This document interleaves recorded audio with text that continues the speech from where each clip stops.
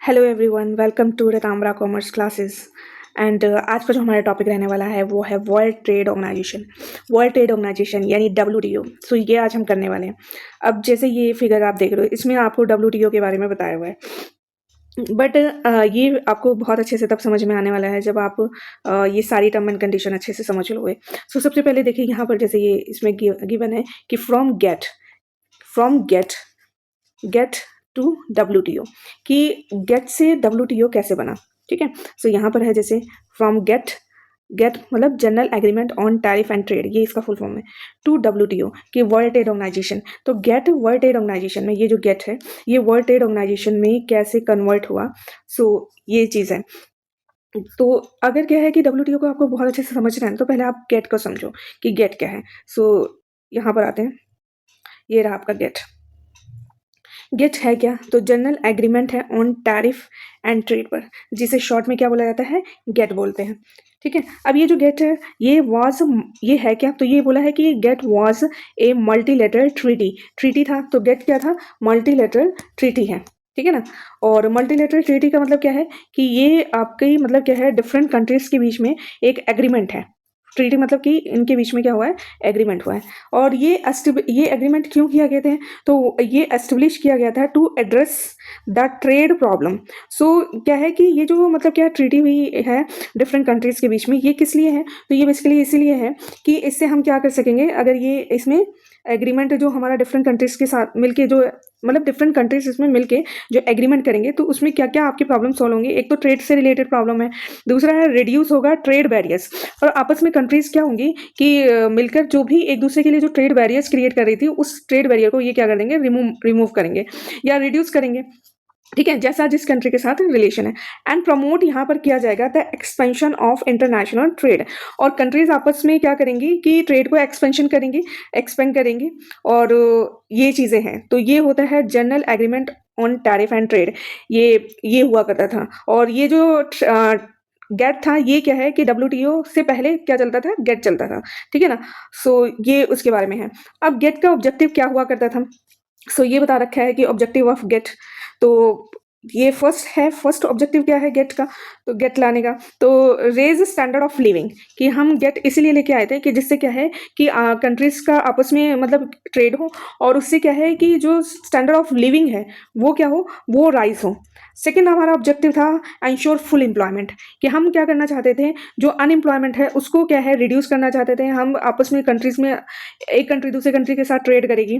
ठीक है, सो उससे क्या होगा कि हम जब डिफरेंट कंट्रीज के साथ ट्रेड करेंगे और अपने क्या है ट्रेड बैरियर से एक दूसरे के लिए रिमूव कर देंगे, तो उससे होगा क्या, आपको बेनिफिट ये होगा कि फुल एम्प्लॉयमेंट की सिचुएशन होगी। अनएम्प्लॉयमेंट जो बहुत एक्सेस में होता है तो वो उसको खत्म करके हम क्या करना चाहते थे, हम ये करना चाहते थे, फुल एम्प्लॉयमेंट करना चाहते थे। इसमें यही कह रखा है to create more job and study growing volume of real income and effective demand, जिससे क्या है कि एम्प्लॉयमेंट भी इंक्रीज हो और लोगों की इनकम भी बढ़े एंड डिमांड भी बढ़े। ठीक है, सो ये था।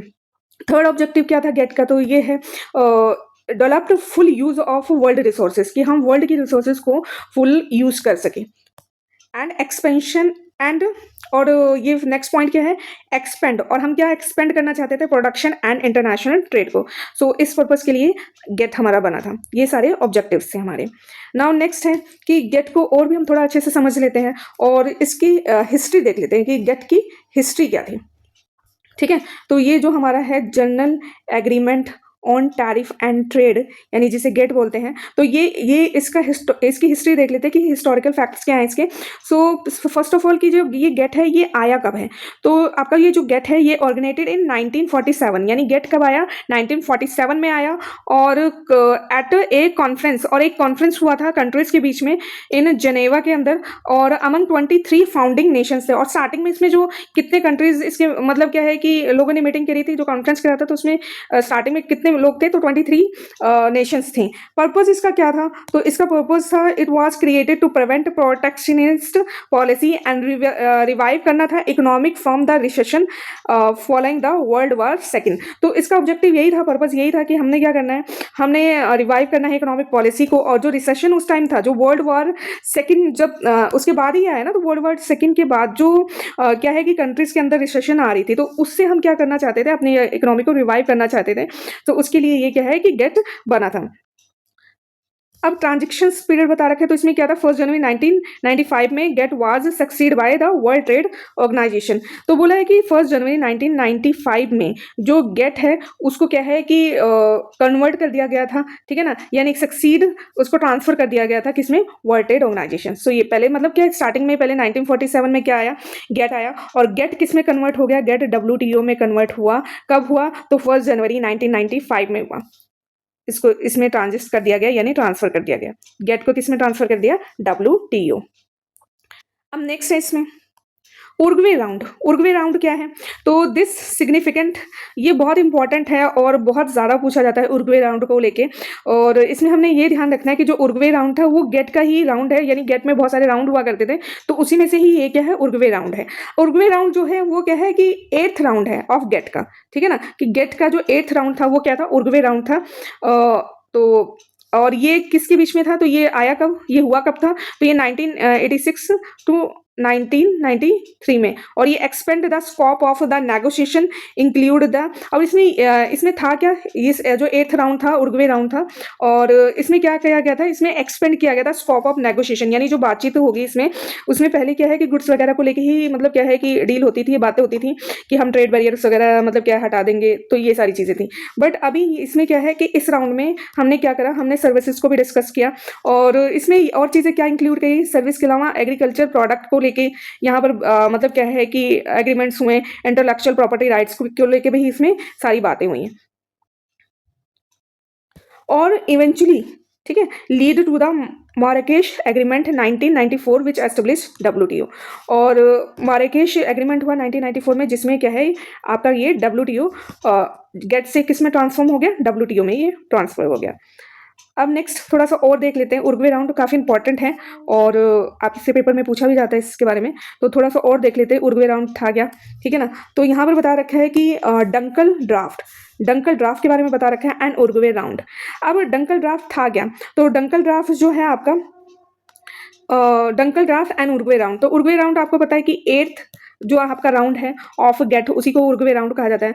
इस उर्ग्वे राउंड, ये जो उर्ग्वे राउंड था, इसको डंकल ड्राफ्ट के नाम से भी जाना जाता है। क्यों इसको डंकल ड्राफ्ट के नाम से जाना जाता है, क्योंकि इसका जो प्रपोजल किसने रखा था, ऑर्थर डंकल ने रखा था। तो ऑर्थर डंकल ने रखा था, तो इन्हीं के नाम पे इसको डंकल ड्राफ्ट भी बोला जाता है। एंड और ये जो ऑर्थर डंकल थे, ये मतलब क्या है, ये थे कौन, तो ये थे director general of the GATT के, ये क्या है, डायरेक्टर जनरल थे। And the draft was officially tabled on 20th December 1991। और ये जो ड्राफ्ट इन्होंने बनाया था वो मतलब क्या है कि उसको ऑफिशियली प्रेजेंट कब किया था, तो 20 दिसंबर 1991 में किया था, और to break the deadlock in the Uruguay round of the negotiation. अब इसमें क्या है कि कौन से एरियाज थे जिसमें क्या है लिबराइजेशन लाया गया, सो इसमें ये बता रखा है द ड्राफ्ट, तो इसमें बता रखा है एक तो क्या क्या चीज़ें इसमें और लाएगी, पहले तो क्या है कि गुड्स को लेके ही बातें होती थी, अब यहाँ पर क्या है कि और क्या क्या चीज़ें इसमें इंक्लूड किया गया, तो एक तो है इसमें ट्रिप्स, जो है ट्रिप्स क्या है, trade related aspect of intellectual property rights, so ये भी इसमें इंक्लूड किया गया है। And setting global standard for the patent and copyright, और मतलब क्या है कि पूरे यहाँ पर क्या करेंगे, ये स्टैंडर्ड सेट करेंगे, किस चीज़ को लेकर स्टैंडर्ड सेट करेंगे, तो पेटेंट और कॉपीराइट को लेकर यहाँ पर स्टैंडर्ड सेट किए जाएंगे। सो ये था। फिर ट्रिम्स को लेके था कि ट्रेड रिलेटेड इन्वेस्टमेंट मेजर्स को भी यहाँ डिस्कस किया गया है। और पहले तो क्या है सिर्फ गुड्स की बात होती थी, बट क्या है कि इसमें general agreement on trade in service, इसके बारे में बात कही गई। और नेक्स्ट इसमें बता रखा है कि एग्रीकल्चर एंड टेक्सटाइल को भी इसमें इंक्लूड किया गया। तो ये सारी चीज़ थी। इसमें एक क्वेश्चन भी बनता है आपका, आप पूछ सकते हैं कि इसमें क्या क्या चीज़ें इंक्लूड किया गया था। तो एक तो ट्रिप्स है, दूसरा है ट्रिम्स है, तीसरा आप बोल सकते हो trade in services, and next है फोर्थ है कि एग्रीकल्चर एंड टेक्सटाइल को भी इंक्लूड किया गया। नाउ नेक्स्ट है, अब ये हमने गेट बहुत अच्छे से समझ लिया, और इसमें बता रखा है कि इसका फिर कंक्लूजन क्या हुआ गेट का, और उर्ग्वे राउंड हुआ और उसमें फाइनली क्या कंक्लूजन निकला। तो ये बता रखा है कि फाइनली एक एक्ट बना after the years of after years of deliberations and negotiation concluded in 1993 में, और मार्राकेश का एग्रीमेंट हुआ। इसमें क्या हुआ कि 15 अप्रैल को 1994 को मार्राकेश मोरक्को में 123 नेशंस ने मिलके एक एग्रीमेंट साइन किया, और इसी में ही क्या आया था, बर्थ ऑफ WTO आया, वर्ल्ड ट्रेड ऑर्गेनाइजेशन है। दिस एग्रीमेंट इफेक्टिव ट्रांसफॉर्म्ड हो गया GATT into world trade organisation, यानी क्या है, इसी राउंड में ही क्या हुआ, ट्रांसफॉर्म्ड हुआ। क्या ट्रांसफॉर्म हुआ, द गेट इनटू WTO, ठीक है, and which officially commenced operation 1 जनवरी 1995। सो ये क्लियर हुआ कि आपको कि गेट पहले क्या हुआ करता था, WTO से पहले क्या क्या हुआ करता था, आपके पास गेट हुआ करता था, और कैसे गेट ट्रांसफर हुआ उरुग्वे राउंड में, किस में हुआ, वर्ल्ड ट्रेड ऑर्गेनाइजेशन में। क्लियर है आपको? नाउ नेक्स्ट देखते हैं world trade organisation. World trade organisation, अब वर्ल्ड ट्रेड ऑर्गेनाइजेशन यानी जैसे नाम से ही पता चल रहा है, वर्ल्ड ट्रेड ऑर्गेनाइजेशन एक ट्रेड से रिलेटेड ऑर्गेनाइजेशन है। इसमें भी बहुत सारी कंट्रीज जो होती हैं इसके मेंबर बनती हैं, और इसमें होता क्या है कि जो भी आपस में उनके बैरियर्स होते हैं, ट्रेड से रिलेटेड बैरियर्स, उसको रिड्यूस करेंगे, रिमूव करेंगे, ठीक है। सो ये सारी चीज़ें होती हैं, कुछ लोग थोड़ा बहुत रिमूव करते हैं, कुछ लोग बिल्कुल ही रिड्यूस कर देते हैं आपस में, ठीक है। सो ये सारी चीज़ें यहाँ पर डिस्कस होती हैं। अब WTO को देखते हैं। तो WTO में बोला है एस्टेब्लिश कब हुआ, तो WTO जो है आपका एस्टेब्लिश हुआ 1 जनवरी 1995 में, और फॉलोइंग द उरुग्वे राउंड, जैसे ऊपर हमने पढ़ा कि उरुग्वे राउंड का जो नेगोशिएशन हुआ था, जो बातचीत हुई थी, और उसी में ही ये क्या हुआ कि जो गेट था वो किस में ट्रांसफॉर्म हो गया, तो WTO में ट्रांसफर हो गया, and is only global international body जो डील करेगा with the rules between the trade and the Nations. और यही WTO ही ऑर्गेनाइजेशन है जो क्या करेंगे, जो रूल्स बनाएंगे, किससे रिलेटेड, ट्रेड से रिलेटेड, बिटवीन द नेशंस के बीच में, ये बोला हुआ है। इट सक्सीड द, ये तो बताइए, इस सक्सीड द गेट्स इनटू किसमें ट्रांसफर कर दिया, WTO, ठीक है।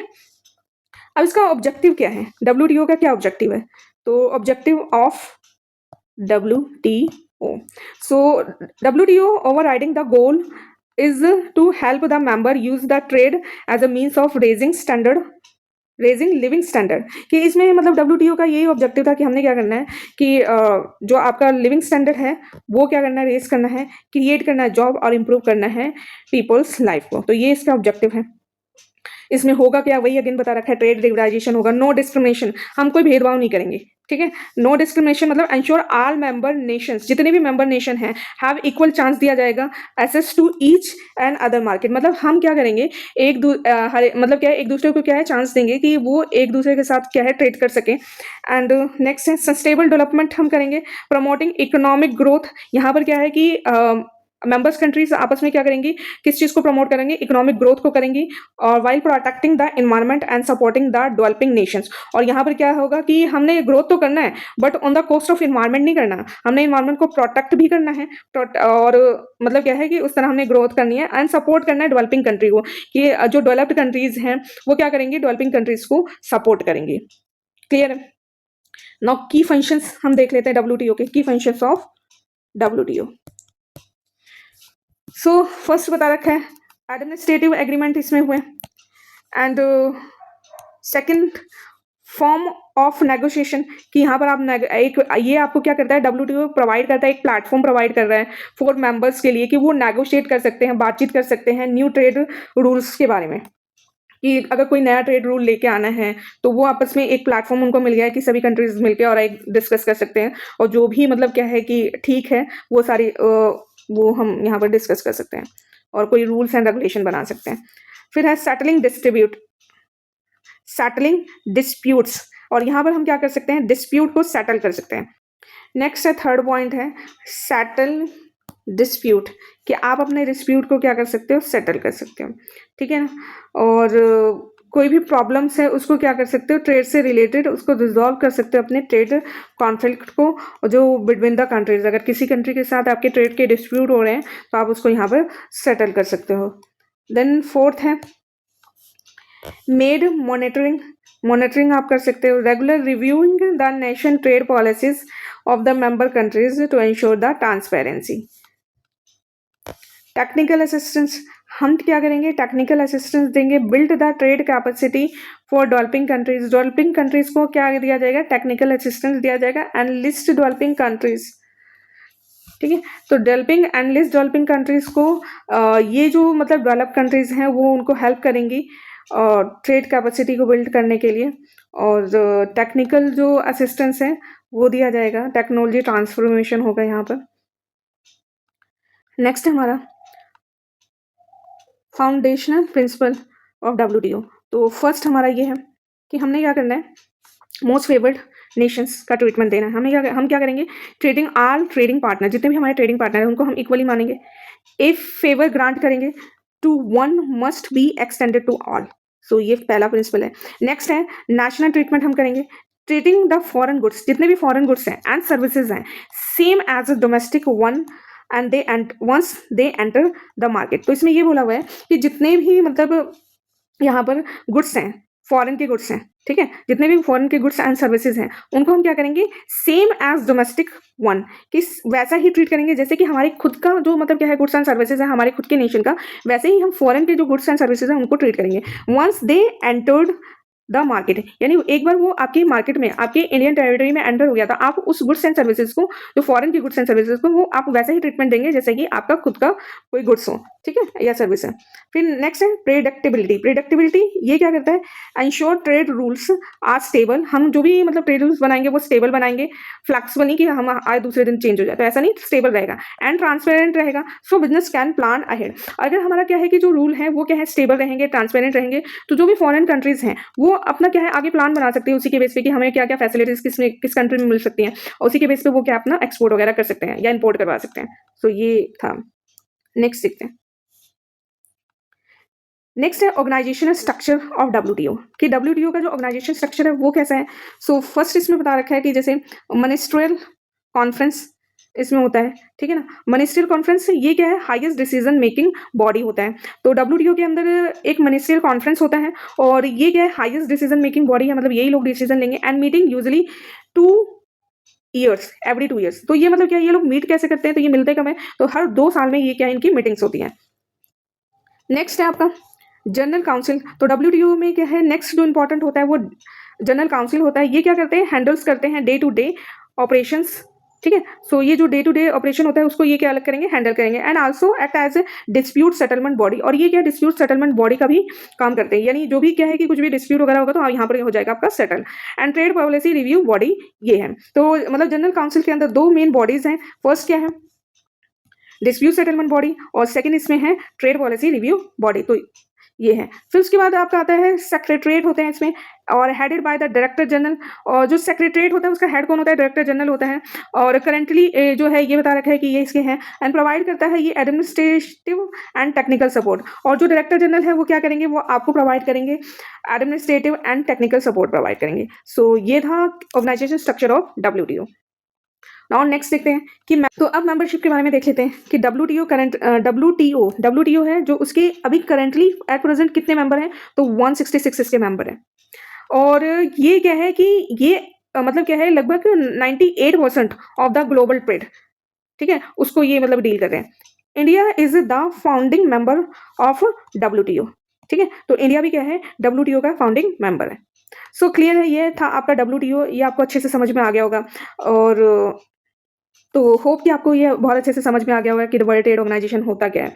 एंड आज के लिए बस इतना ही। नेक्स्ट वीडियो में इंटरनेशनल ट्रेड से रिलेटेड और भी मतलब क्या है कि लेक्चर होंगे। सो आज के लिए बस थैंक यू।